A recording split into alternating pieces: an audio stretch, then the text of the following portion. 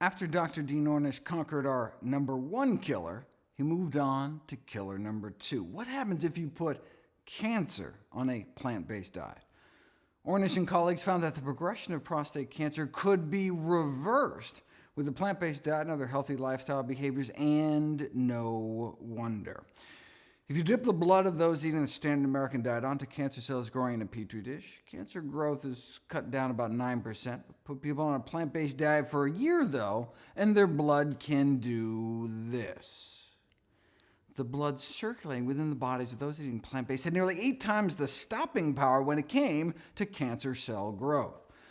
Now, this was for prostate cancer, the leading cancer killer specific to men. In women, it's breast cancer, the number one cancer killer of young women. So researchers wanted to repeat the study with women using breast cancer cells instead, but they didn't want to wait a whole year to get the results. Women are dying now, so they figured, well, let's see what a plant-based diet can do after just 2 weeks against 3 different types of human breast cancer.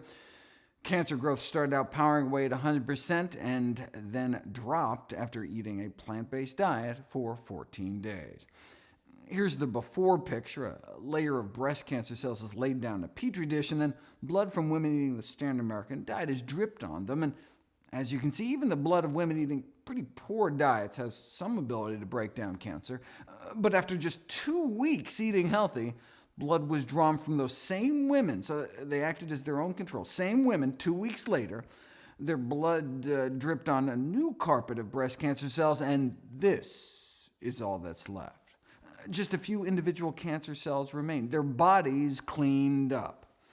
Before and after, just 2 weeks eating healthy, their bloodstream became that much more hostile to cancer. Slowing down the growth of cancer cells is nice. Getting rid of them is even better. This is what's called apoptosis, programmed cell death. After eating healthy, their own bodies were able to somehow reprogram the cancer cells, forcing them into early retirement. This is what's called tunnel imaging, measuring DNA fragmentation, cell death, so dying cancer cells show up as little white spots. So again, this is the before, what the blood of your average woman can do to breast cancer cells. She can knock off a few. You can see one dying cancer cell there in the upper left. But then after 14 days of healthy plant-based living, her blood can do this. It's like you're an entirely different person inside. The same blood now coursing through these women's bodies gained the power to significantly slow down and stop breast cancer cell growth after just 2 weeks eating a plant-based diet. What kind of blood do we want in our body? What kind of immune system? Do we want blood that just kind of rolls over when new cancer cells pop up? Or do we want blood circulating to every nook and cranny in our body with the power to slow down and stop it? Now, this dramatic strengthening of cancer defenses was after 14 days of a plant-based diet and exercise. They had these women out walking 30 to 60 minutes a day. Well, if you do 2 things, how do you know what role the diet played? So researchers decided to put it to the test. This is measuring cancer cell clearance, is what we saw before, the effect of blood taken from those who ate a plant-based diet, in this case for an average of 14 years, along with mild exercise, just like out walking every day. Plant-based diet and walking, that's the kind of cancer cell clearance you get. Compare that to the cancer-stopping power of your average sedentary American, which is basically non-existent. This middle group, though, instead of 14 years on a plant-based diet, 14 years standard American diet, but 14 years of daily, strenuous, hour-long exercise like calisthenics. The researchers want to know, if you exercise hard enough, if you exercise long enough, can you rival some strolling plant eaters over there? And the answer is, exercise helped, no question. But literally 5,000 hours in the gym was no match for a plant-based diet. Same tunnel imaging as before. Even if you're a couch potato, eating fried potatoes, your body's not totally defenseless. Your bloodstream can kill off a few cancer cells.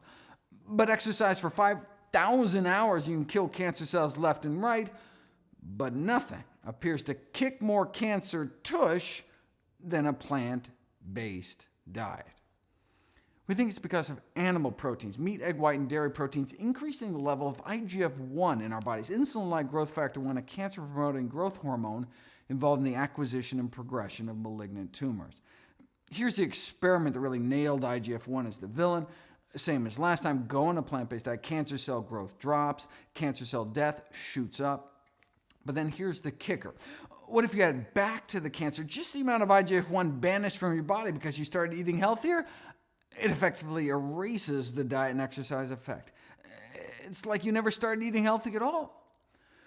So the reason one of the largest prospective studies on diet and cancer found the incidence of all cancers combined was lower among those eating more plant-based, maybe because they're eating less animal protein, less meat, egg white, and dairy protein, so end up with less IGF-1, which means less cancer growth.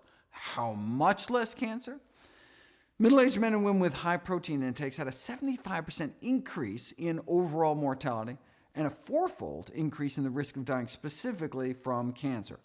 But not all proteins, specifically animal protein, which makes sense given the higher IGF-1 levels. The academic institution sent out a press release with a memorable opening line: "That chicken wing you're eating could be as deadly as a cigarette," explaining that eating a diet rich in animal proteins during middle age makes you 4 times more likely to die from cancer, a mortality risk factor comparable to smoking cigarettes. What was the response to the revelation that diets high in meat, eggs, and dairy could be harmful to health as smoking? Well, one nutrition scientist replied that it was potentially dangerous to compare the effects of smoking with the effects of meat and dairy. Why? Because the smoker might think, why bother quitting smoking if my ham and cheese sandwich is just as bad for me? So better not tell anyone about the whole animal protein thing. That reminds me of a famous Philip Morris cigarette ad that tried to downplay the risk by saying, hey, you think secondhand smoke is bad, increasing the risk of lung cancer 19%. Well, hey, drinking 1 or 2 glasses of milk every day may be 3 times as bad, 62% higher risk of lung cancer. Or doubling your risk frequently cooking with oil, or tripling your risk of heart disease by eating non-vegetarian, or multiplying your risk 6-fold by eating lots of meat and dairy. So, they conclude, let's keep some perspective here. The risk of lung cancer from secondhand smoke may be well below that of other everyday activities, so breathe deep. It's like saying, don't worry about getting stabbed because getting shot is so much worse, right? How about neither? 2 risks don't make a right. Of course, you know, Philip Morris stopped throwing dairy under the bus once they purchased Kraft Foods. Just saying.